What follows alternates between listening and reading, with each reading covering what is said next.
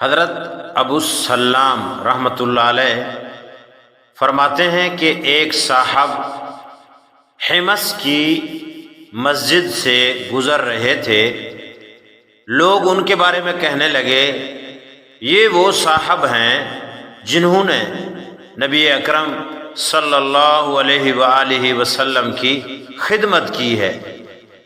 فرماتے ہیں میں اٹھ کر اس کے پاس گیا اور ان سے عرض کیا کہ مجھے کوئی ایسی حدیث سنائیں جو آپ نے براہ راست حضور اکرم صلی اللہ علیہ وسلم سے سنی ہو، درمیان میں کوئی واسطہ نہ ہو۔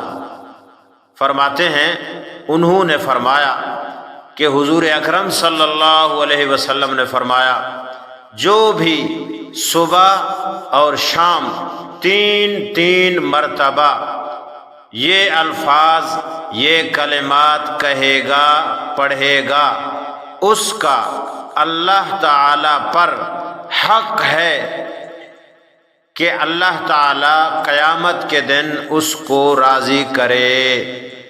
الفاظ کیا ہیں؟ وہ مبارک کلمات کیا ہیں؟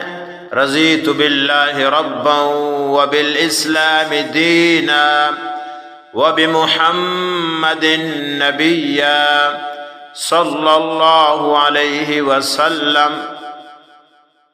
کوشش کریں، مختصر الفاظ ہیں، کلمات بڑے مبارک ہیں، ان کو یاد کریں اور صبح شام اپنے وظائف میں شامل فرمائیں۔